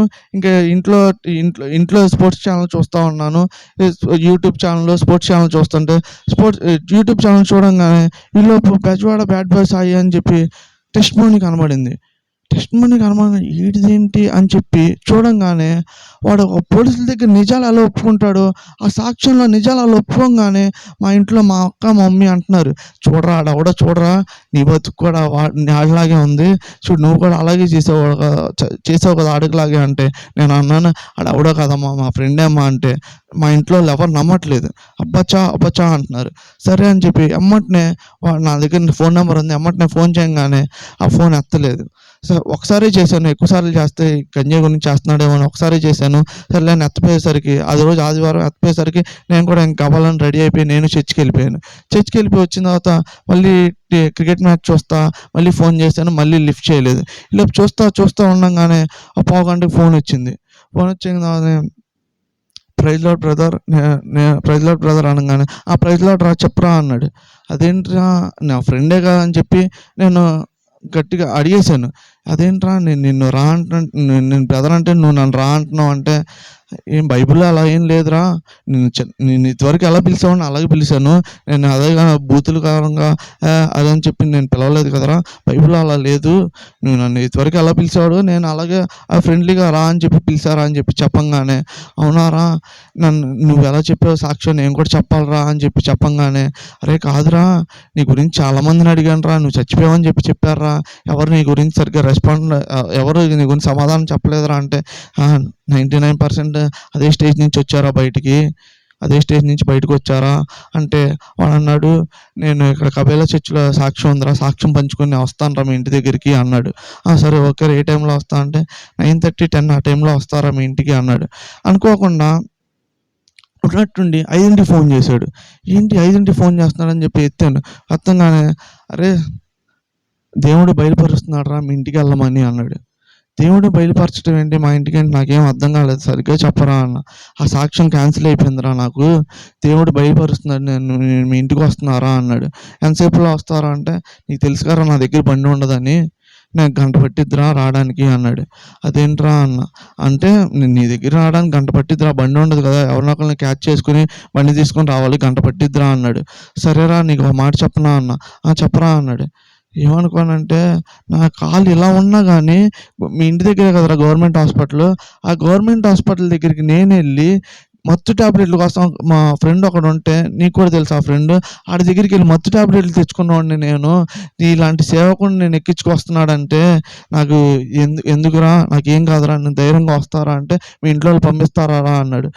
లేదురా ఖచ్చితంగా పంపిస్తారా అని చెప్పి మమ్మీని చెప్పంగానే, మమ్మీ అంది, అమ్మ ఒక్కడివి వెళ్ళమాక, ఒక్కడివైతే వెళ్ళమాక, నువ్వు ఎవరినొకరిని తీసుకెళ్ళాను, ఇంటి దగ్గర తమ్ముడు ఉన్నాడు, నేను మంచంలో ఉన్న 2 సంవత్సరాలు మా ఇంట్లో మొత్తం ఆ తమ్ముడే చూసుకున్నాడు, ఆ తమ్ముడిని తీసుకుని సాయి దగ్గరికి వెళ్ళాను. ఇక సాయిని ఎక్కించుకొని వచ్చాను. సాయిని ఎక్కించుకొని రాగానే సాయికి ఆ వీడియోలు అన్నీ చూపిస్తూ ఉండంగానే, అరే నీ సాక్ష్యం స్క్రీన్ మీద వేసి నువ్వు చెప్తుంటే నీ నా సాక్ష్యం కన్నా నీ సాక్ష్యం చాలా గొప్పదిరా, అంత స్టేజ్‌లోంచి ఇలా వచ్చావంటే ఎవరు నమ్మర్రా. ఎందుకంటే నువ్వు ఇంతవరకు అలా ఉన్నావు కదా, అంత సన్నగా, అంత పిచ్చిగా ఉండేవాడివి. ఇలా మారావంటే ఎవరు నమ్మర్రా. నీ సాక్ష్యం చాలా గొప్పదిరా" అని చెప్పి వాడి దగ్గర అప్పటిదాకా నేను చేసిన పనులన్నీ, నేను ఇలాగ సిగరెట్ తాగాను, అలా మందు తాగాను, ఇలా టాబ్లెట్లు కూడా వేసుకున్నాను. నీ సాక్ష్యం చూసిన తర్వాత ఈ టాబ్లెట్లు అనేది కూడా వదిలేసానురా. నువ్వు ఇలాంటోడిని మారినోడిని, నీలాంటోడిని మార్చినోడిని నన్ను మార్చడా దేవుడు అనుకుని ఆ టాబ్లెట్లు కూడా వదిలేసారా, నేను కూడా ఇలా సాక్ష్యం చెప్పాలిరా అని చెప్తే వాడు అన్నాడు, లేదురా, సాక్ష్యం అనేది ఒకళ్ళిద్దరు చెప్తే చెప్పంగా కాదురా, అది దేవుడు ఏర్పరుస్తాడు, నీకు సమయం ఇస్తాడు, ఆ సమయంలో నువ్వు అందరి ముందు పంచుకోవాలి నీ సాక్ష్యం అనేది అని చెప్పంగానే, అవునా, అది ఎప్పుడు వచ్చిద్దిరా అంటే, నువ్వు ప్రార్థన చేసుకోరా, బైబిల్ చదువుకోరా, దేవుడు నీతో మాట్లాడతాడు, నీకు సమయం ఇస్తాడరా, సమయం ఇచ్చిన టైంకి నువ్వు వెళ్ళి సాక్షిగా వాడరా, దేవుడు సేవ చేయరా అన్నాడు. చేయంగానే సరే ఓకేరా అని చెప్పి ఇంకా సండే మా ఇంటికి వెళ్ళేవాళ్ళు చర్చికి వెళ్ళకుండా నేను, అంటే మా ఇంటికి వెళ్ళేవాళ్ళు చర్చికి వెళ్ళేవాడిని. కాకపోతే ఈలోపు సాయి ఏమన్నాడంటే, అరే లేదురా, నువ్వు మా చర్చికి రారా, ఆత్మీయంగా బాగా బలపడతావురా అన్నాడు. అంటే అరే మా ఇంట్లో వాళ్ళు ఒప్పుకోర్రా అన్న. ఒప్పుకోపోయినా, అరే ఎలాగోలా రారా, మీది ఎన్నింటికి రా చర్చి అన్నాడు. మా 10కి రా అన్న. అరే మా చర్చి 7:30కి స్టార్ట్ అయ్యిద్దిరా, 7:30కి రారా అన్నాడు. అంటే మా ఇంట్లో వాళ్ళకి చెప్పి అలాగోలా బలవంతంగా ఆ చర్చికి వెళ్ళటం స్టార్ట్ చేశాను. ఆ చర్చికి వెళ్తా అక్కడ పాస్టర్ గారు ఒక ఫ్రెండ్స్ ఎలా మాట్లాడతారు అలా అసలు ఆత్మీయంగా నేను ప్రతిదీ షేర్ చేసుకుంటూ ఉన్నాను వాళ్ళకి. అయ్యగారు ఇది, అమ్మగారు ఇది, నా పరిస్థితి ఇది అని చెప్పగానే నాకు ఏదైతే ఆలోచనలు ఉన్నాయో ఆలోచనలు కూడా మా పాస్టర్ గారికి నేను చెప్పేవాడిని. ఇలాంటి లేనిపోయిన ఆలోచనలు వస్తున్నాయి అక్క నాకు, ఏంటక్క నా పరిస్థితి అంటే, నువ్వేం కాదు నాన్న, నువ్వు ప్రార్థన చేసుకో, నీ గురించి మేము ప్రార్థన చేస్తాం, దేవుడు నేను ఖచ్చితంగా మారుస్తాడు, నీకు అలాంటి శోధనల నుంచి నీకు శోధనలు ఏమీ రావు అని చెప్పంగానే నేను ఈ సంవత్సరం గుడ్ ఫ్రైడేకి బాప్తిస్మం తీసుకున్నాను. బాప్తిస్మం తీసుకున్న వారానికి నాకు అమ్మటనే మళ్ళీ పెద్ద శోధన అనేది ఏర్పడిపోయింది. వారానికి మా డాడీ చనిపోయారు. మా డాడీ చనిపోగానే ఇంకా ఇంట్లో మగదిక్కు అనేది నేనే, మా అక్క తర్వాత నేనే. మా అక్క పెళ్ళి ఉండే టైంకి మా డాడీ చనిపోగానే నాకేం అర్థం కావట్లేదు, చెప్పుకోలేనంత బాధ ఉంది. కానీ ఏడుస్తే మా అమెరికాలో ఉండే బాబాయ్ చెప్పాడు, నువ్వు ఏడమాకరా, నువ్వు ఏడిస్తే మమ్మీ అక్క వాళ్ళు తట్టుకోలేరురా, నువ్వు ఏడమాకరా అని చెప్తే నా బాధను అలా గుండెల్లోనే దిగమింగుకొని అలాగే ఏడవకుండా అలాగే మా డాడీ కార్యక్రమం మొత్తం అలాగే చూసా. కానీ బాధ్యతలన్నీ నేను చూసుకోవాలంటే నాకేం అర్థం కావట్లా. ఇంట్లో బాధ్యత, ఒక టీవీ బిల్ అంటూ, కరెంటు బిల్ అంటూ, సరుకులు మొత్తం నేను చూసుకోవాలంటే నాకు ఏం తెలియదు. అప్పుడు దాకా నేను ఇంట్లో ఉండేవాడిని కదా, తిరుగుతూ ఉండేవాడిని కదా. బాధ్యత అనేది సడన్గా నాకు ఏర్పడిపోగానే నాకేం అర్థం కాల. ఏంటి ఎంత పెద్ద బాధ్యతని భరించాలా ప్రభువా, ఏంటి ప్రభువా అని చెప్పి పొద్దున్నే లేచిపోయేవాడిని, ప్రార్థన చేసుకునేవాడిని. ఇంకా నిద్ర వస్తే అలా 9, 10కి అలా పడుకునేవాడిని. అలా పడుకుంటూ ఉండగానే మా డాడీ చనిపోయింది. అలా పడుకుంటా ఉన్నాను. ఈ లోపల నాకు సడన్గా ఒక కళ వచ్చింది. ఆ కళలో ముగ్గురు ఫ్రెండ్స్తో కలిసి కూర్చొని గంజాయి తాగుతున్నాను. నేను గంజాయి తాగుతుంటే ఒక తమ్ముడు నా పక్కన, అన్న ఇంకెంత తాగుతా అన్న, ఇవ్వన్నా అని పిలుస్తున్నాడు. అదేంట్రా, ఉందరా చాలా ఉంది, ఇస్తాను ఆగు, ఏంటి నీకు కంగారేంటి, ఇస్తాను ఆగు, చాలా ఉంది అనగానే ఇలా సడన్గా నాకేంటో మెలకు వచ్చింది. మెలకు వస్తే కళ్ళు తెచ్చి చూస్తే నేను మంచం మీద ఉన్నా. అదేంట్రా బాబు, నేను గంజాయి తాగటం ఏంటి అని చెప్పి ఎమ్మటినే ఆ టైంలో నాకు గంజాయి ఇచ్చేవాళ్ళు ఉన్నారు. అలాంటిది వాళ్ళు ఎవరికి ఫోన్ చేయగానే ఫస్ట్ సాయికి ఫోన్ చేశాను. సాయికి ఫోన్ చేస్తే సాయి అక్కడ మీటింగ్లో ఉన్నట్టున్నాడు. సాయి నా కాల్ ఎత్తగానే ఇంకో మా ఫ్రెండ్ ఉన్నాడు, హైదరాబాద్లో ఉంటాడు, విజయవాడలోనే తిరిగి మొత్తం ఇక్కడ చెడిపోతున్నాడు అని చెప్పి ఆ ఫ్యామిలీ మొత్తం హైదరాబాద్ షిఫ్ట్ అయిపోయారు. ఆ ఫ్రెండ్కి ఫోన్ చేయగానే ఆ ఫ్రెండ్ ఎమ్మటినే రెస్పాండ్ అయ్యాడు. రెస్పాండ్ అయ్యగానే ఆ ఫ్రెండ్కి నాకు వచ్చిన కళ మొత్తం చెప్పంగానే ఆ ఫ్రెండ్ నాకు చెప్పాడు, మావా దేవుడు చూసావా అంత గొప్పవాడు అన్నాడు. అదేంటి మావా అన్న. అదేంటి మావా అంటే, చూసావా నీకు ఈ టైంలో ఎవరికైతే ఫోన్ చేస్తావో వాళ్ళు ఫోన్ చేస్తే నీకు గంజాయి ఇస్తారు, కానీ వాళ్ళు ఎవరికి ఫోన్ చేయకుండా నువ్వు నాకు చేపించాడు చూసావా దేవుడు నీ పట్ల ఉన్నాడు ప్రభు, నీ పట్ల ఉన్నాడు మావా. దేవుడు నువ్వు మీ డాడీ ఇలా చనిపోయాడు, దేవుడు ఇలా చేశాడని చెప్పి నువ్వు ప్రార్థన చేసుకోకుండా ఉన్నా కానీ దేవుడు చూసావు, నిన్ను వదలలేదు. దేవుడు వెన్నంటూ నిన్ను కాపాడుతూ వచ్చాడు. దేవుడు చూసి ఇప్పుడు నాకు ఫోన్ చేపించాడు. నువ్వు అసలు ఇంకా మానే మామ, అలాంటి ఆలోచనలు కూడా రాకుండా ప్రార్థన చేసుకో మామ అంటే, మామ నేను ప్రార్థన చేసుకోలేకపోతున్నాను మామ. మోకాలు దండ అర్థం ఇలా ప్రార్థన చేసుకుంటాగానే ఈలోపు అంత అమ్మటనే అపవాది వచ్చేసి నన్ను శోధిస్తున్నాడు. అరే ఎందుకురా, దేవుడు మీ డాడీని చంపేశాడు, ఎందుకురా నువ్వు ప్రార్థన చేసుకుంటున్నావు అని శోధిస్తున్నాడు. మామ నేను చేసుకోలేకపోతున్నా అని చెప్పంగానే నేను పాస్టర్ గారు, నేను అక్క అక్క అని పిలుస్తాను. అక్కకి ఇలా చెప్పంగానే, సరే నాన్న నువ్వు ప్రార్థన చేసుకోకపోయినా పర్లేదు, నీ గురించి చర్చిలో మేము అందరం ప్రార్థన చేస్తాము, మీ డాడీని నీకు ఇంకా నీకు ఆలోచనలో కూడా రాడు చూడు, అలా ప్రార్థన చేస్తాం, మీ డాడీని నువ్వు మర్చిపోతావు చూడు అని చెప్పంగానే నిజంగా అలా అన్నట్టుగానే ప్రార్థన చేశారు. ప్రార్థన చేయగానే ఇప్పటికి ఈ రోజుకి నేను ఇలా మా డాడీ గురించి ఇతరులకు చెప్పేటప్పుడు తప్ప నాకు బాధ, లేదంటే మా డాడీ నాకు గుర్తుకు రాడు. అలాంటి దేవుడు రీతిగా అలా ఆలోచన నుంచి పూర్తిగా నాకు విడుదల అనుగ్రహించాడు. నేను మళ్ళీ నా ఆత్మీయతలో బాగా బలపడుతున్నాను. ఇంకెళ్ళటం అలా కొనసాగిస్తా నా జీవితం అనేది విచ్చలవిడిగా జీవించాను. కానీ దేవుడు ఎంత రీతిగా నన్ను ఇలా వాడుకుంటాడని ఈ స్థలంలో మీ అందరి ముందు ఇలా నా సాక్ష్యాన్ని పంచుకుంటున్నానంటే నాకే నమ్మబుద్ధి కావట్లేదు. ఎందుకంటే అలా దేవుడు ఎంత పాపులను కూడా రక్షిస్తాడా, ఇంత పాపులకు కూడా ఇట్లాంటి ధన్యత ఇస్తాడా అనే నమ్మకంతో నమ్మలేకపోతున్నాను. ఈ స్టేజ్లో ఇలా మీ అందరి ముందు నుంచుని ఇలా సాక్ష్యం పంచుకుంటున్నానంటే నేనైనా చెప్పేది, నేనైనా మాట్లాడేది, అసలు ఏం మాట్లాడో కూడా తెలియదు. నేను వచ్చే ముందు కూడా ప్రార్థన చేసుకుని, ప్రభువా నేను అక్కడ మాట్లాడేటప్పుడు నా మాటలు కాదు ప్రభువా, నాతో ఏదైతే పలికిస్తావో నీకు మట్టుకు మహిమ రావాలి ప్రభువా అని చెప్పి ప్రార్థన చేసుకుని వచ్చాను. దేవుడు అట్టి రీతిగా ఈ సాక్ష్యాన్ని అలాగే నా నోటి నుంచి ఇప్పుడు నేనైతే మాట్లాడలేదండి. నా నోట్లో అయితే నాకు ఎలా మాట్లాడాలో కూడా రాదు. ఈ మాటలు కూడా నా నోట్లో నుంచి తెప్పించిన దేవుడే. నాకు ఇలాంటి ధన్యత ఇచ్చినందుకు దేవుడికి లెక్కలేని వందనాలు, స్తుతులు, స్తోత్రాలు. దేవుడు ఇచ్చిన సాక్ష్యం దీవించును గాక. ఆమేన్.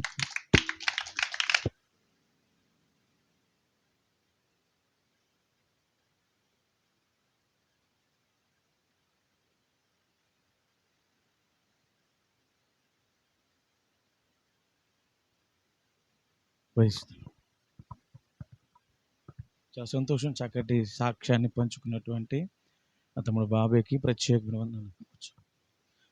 కూర్చున్నాను. చక్కటి సాక్ష్యాన్ని పంచుకున్నటువంటి నా తమ్ముడు బాబాయ్కి ప్రభువు దీవెనలు నిండుగా మెండుగా ఉండును గాక.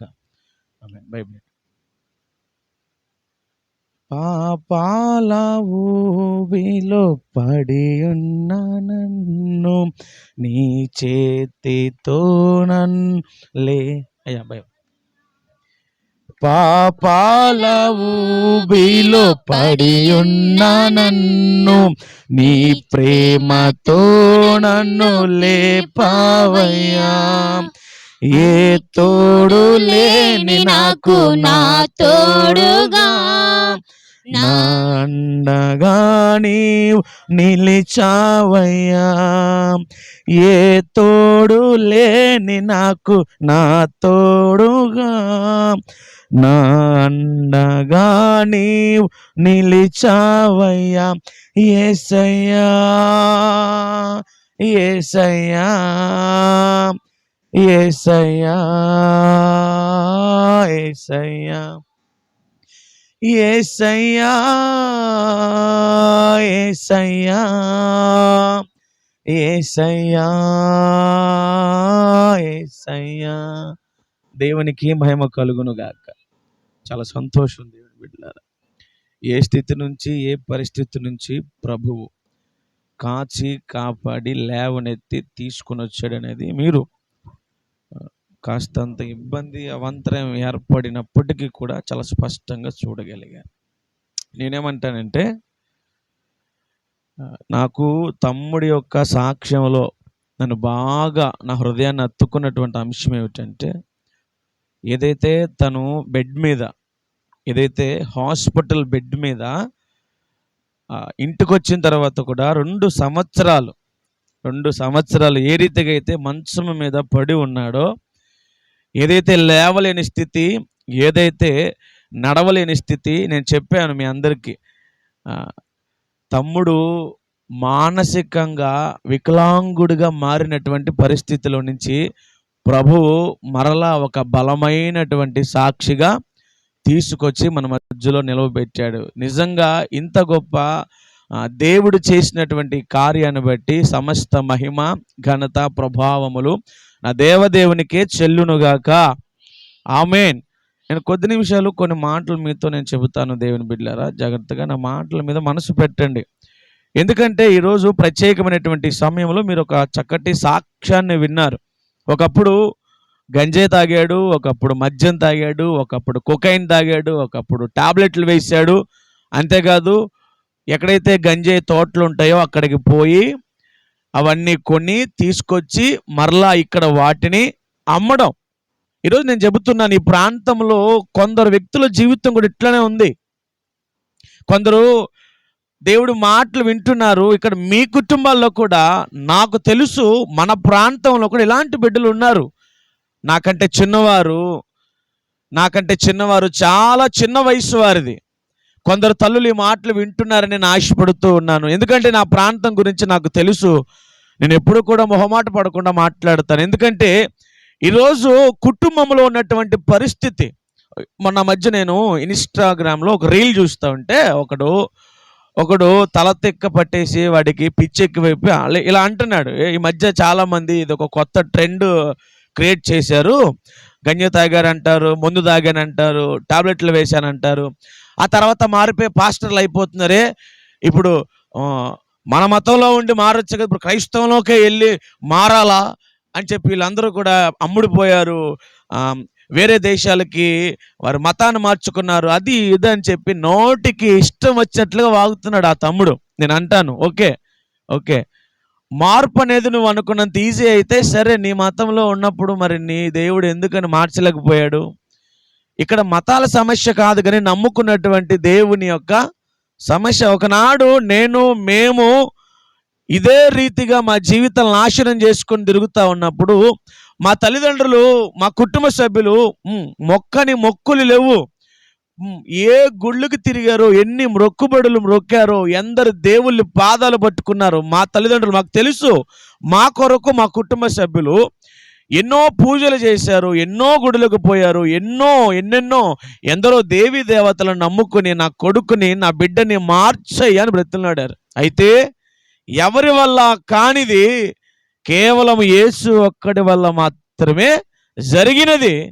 ఇంత గొప్ప దేవుడు ఈ లోకంలో మరి ఎవ్వరు ఉండరని నేను ఖచ్చితంగా చెబుతాను. నా జీవితాంతం కూడా ఇదే స్టాండ్ మీద నిలబడతాను నేను. ఎందుకంటే ఈ దేవుడు తప్ప ఏ దేవుడు కూడా అలాంటి వారిని మార్చలేరు. నీకేమన్నా ఆశ ఉంటే, ఇప్పుడు చూసావు కదా, గంజాయి అమ్ముకున్నాడు, గంజాయి అమ్ముతూ తిరిగాడు, టాబ్లెట్లు వేసుకున్నాడు, మద్యం తాగాడు, భయంకరమైనటువంటి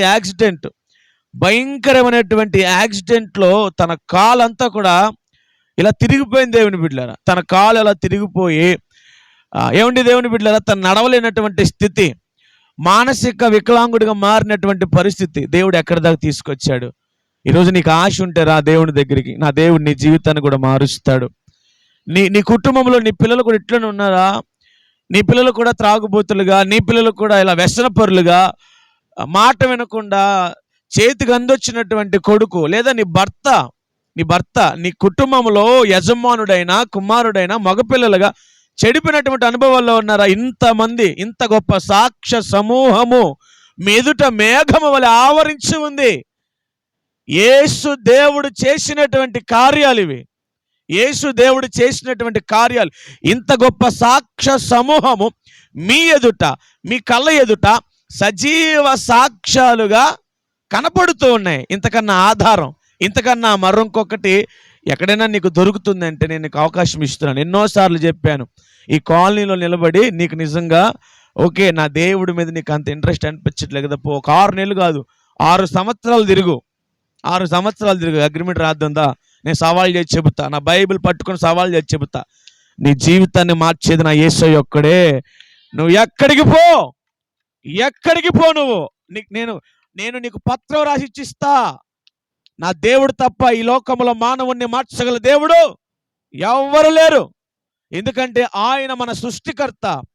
మీకు ఎన్నోసార్లు చెప్పాను, ఏదైనా ఒక వస్తువు నా చేత మీ చేత తయారు చేయబడింది అంటే దాన్ని రిపేర్ కూడా ఎవరు చేయగలుగుతారు?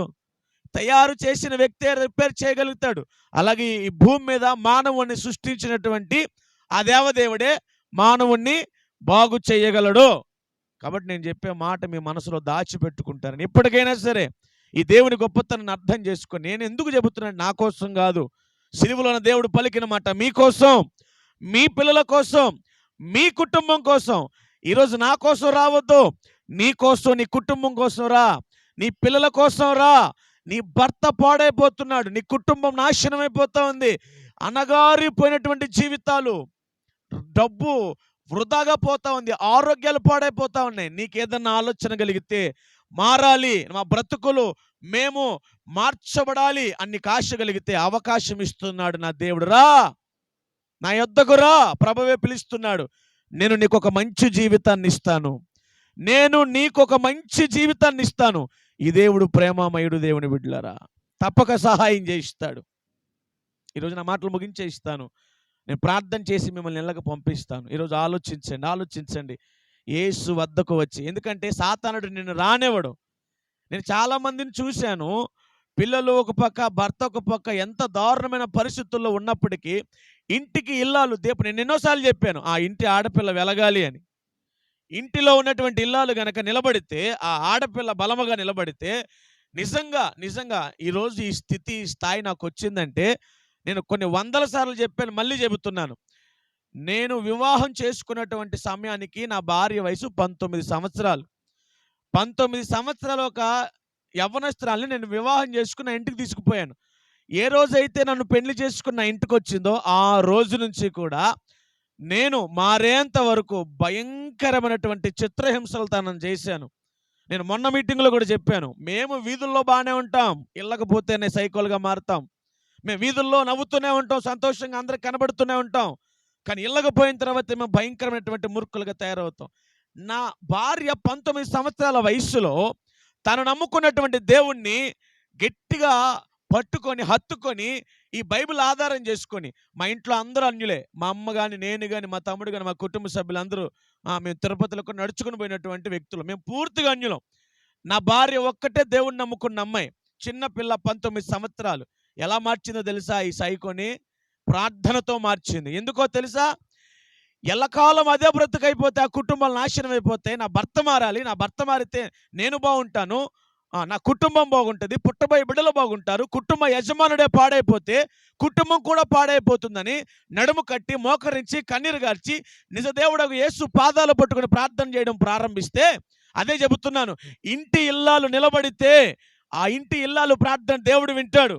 నీకు కూడా పట్టనట్టుంటే ఇక ఎవరు నీ జీవితాన్ని మార్చలేరు. దేవుడు అవకాశం ఇస్తున్నాడు. ఎందుకు మన ప్రాంతానికి వచ్చాడు? ఎందుకు ఈ కూడికలు ఏర్పాటు చేస్తున్నాడు? నిన్ను పిలుస్తున్నాడు రమ్మని. ఆ 19 సంవత్సరాల వయసులో నా భార్య చేసిన ప్రార్థన మీ కళ్ళ ఎదుట ఒక సేవకుని నిలబెట్టింది. పలు ప్రాంతాల్లో గొప్పగా వాడబడుతున్నాను. గౌరవం, మర్యాద, ఇంట సంతోషము, సమాధానం, పిల్లలు, నా కుటుంబం. ఈరోజు నా జీవితం మీ అందరికి కనబడుతూ ఉంది. కళ్ళారా చూస్తున్నారు. త్రాగుబోతులం, తిరుగుబోతులం, వ్యభిచారులం, దొంగలం, ఏ నీచమైన పని చేయడానికి కూడా మేము వెనకాలలేదు. అలాంటి పరిస్థితి నుంచి మా ప్రభువు మమ్మల్ని ఇక్కడి దాకా తీసుకొచ్చాడంటే, ఒకటి దేవుడైతే, రెండు నా ఇంట్లో ఉన్న ఆడపిల్ల. మళ్ళీ చెబుతున్నాను, ఒకటి దేవుడు, రెండు నా ఇంట ఉన్న నా భార్య. నేను మళ్ళీ నీకే మాట్లాడుతున్నాను, నీతోనే మాట్లాడుతున్నాను. నీ భర్త మారాలన్నా, నీ బిడ్డలు మారాలన్నా నిలబడు, మోకరించు, ప్రార్థించు, దేవుని తట్టు చేతులెత్తు, ఆయన బ్రతిమలాడు. ఆయన తప్ప, అంటే యేసు తప్ప మరి ఎవ్వరూ కూడా. మళ్ళా నేను సవాల్ చేసి చెబుతున్నా, ఎక్కడికి పోతావో, ఎన్ని నెలలు తిరుగుతావురా, నీ కోసం తలుపులు తెరిచే ఉంచుతాం, మందిరం తలుపులు. తిరిగిన రోజులు తిరిగి అలసిపోయారా, అయినా పర్లా, దేవుడేం కాదనడు. బైబిల్ చెబుతుంది, శాశ్వతమైన ప్రేమతో నేను నిన్ను ప్రేమించుచున్నాను, కనుకనే విడువక నీ ఎడల కృప చూపిస్తున్నాను. నిన్ను ఇప్పటికీ ప్రేమిస్తాడు, ఎప్పటికీ ప్రేమిస్తాడు, ఏ నాటికైనా నిన్ను ప్రేమిస్తూనే ఉంటాడు. నువ్వు రా, దేవుడి మందిరములో మోకరించు, ప్రార్థించు. రోజుల వ్యవధిలో నీ జీవితంలో మార్పు ఖచ్చితంగా నీ కన్నులారా నువ్వే చూస్తావు, నువ్వే నిలబడతావు, నువ్వే దేవుడి గురించి చెబుతావు, నువ్వే సాక్షిగా అనేకులు ఎదుట వాడబడతావు. ఇది నీ సొంత అనుభవం. దేవుడు నిన్ను పిలుస్తున్నాడు. ఈరోజు ఈ మాటలు విని ఆశ్చర్యంతో అలా మళ్ళీ వెనక్కి వెళ్ళిపోతావని కాదు, అర్థం చేసుకుంటావని, ఆ మాటల చేత పట్టబడతావని మా ఈ ప్రయాస. దేవుడు మిమ్మల్ని దీవించి ఆశీర్వదించునుగాక. సమయం లేదు కనుక ముగించేస్తున్నాను. ఎన్నో కూడికలు జరుగుతున్నాయి. మరొకసారి విస్తారంగా దేవుని వాక్యాన్ని మనం విందాం. దేవుని బిడ్డలారా, ఈ రాత్రి తమ్ముడు బాబు ఏదైతే చెప్పాడో, ఏ మరణకరమైనటువంటి పరిస్థితుల్లో నుంచి ప్రభువు లేపాడో ఆలోచించండి. మీ కుటుంబాలను కూడా ప్రభు పైకి లేవనెత్తుతాడు. అన్యాయం చేసే దేవుడు కాదైనా. నీ కుటుంబం పడిపోయినా, నీ బిడ్డలు పడిపోయినా, నీ భర్త పడిపోయినా, ఏదైతే నీ జీవితంలో అలజడులు, అల్లర్లు, ఇబ్బందులు, అనారోగ్యం, ఆర్థికం, కుటుంబ సమస్యలు, గొడవలు, కొట్లాట్లు, యేసుని నమ్ముకున్న వారిని ఎప్పుడు ఆయన చెయ్యి విడిచిపెట్టాడో, ఆశ కలిగిన ప్రాణాన్ని తృప్తిపరుస్తాడు. ఆయన వద్దకు వచ్చే వారిని ఆయన త్రోసివేయడు. తలగా నియమించే దేవుడు, నిన్ను అనేకులు ఎదుట సాక్షిగా వాడుకునే దేవుడు. నేను ప్రకటిస్తున్న నా దేవుడైన యేసు. కాబట్టి ఈ మాటలన్నీ మనసులో పెడతామని ఆశపడుతూ మీ కొరకు ఒక చిన్న ప్రార్థన చేస్తాను. లేచి నిలబడండి. మీరు అందరి కొరకు చిన్న ప్రార్థన ముగించేస్తాను. Praise the Lord. Hallelujah, hallelujah. అందరూ కూడా లేచి నిలబడదాం. లేచి నిలబడి కళ్ళు మూసుకొని ప్రార్థన చేసుకుందాం.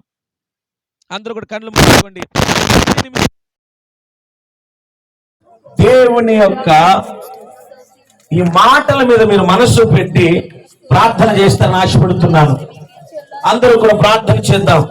ఏదైతే తమ్ముడు తన జీవితంలో జరిగిన సాక్ష్యాన్ని మనతో పంచుకొని ఉన్నాడో మనమందరం ప్రార్థన చేస్తాం.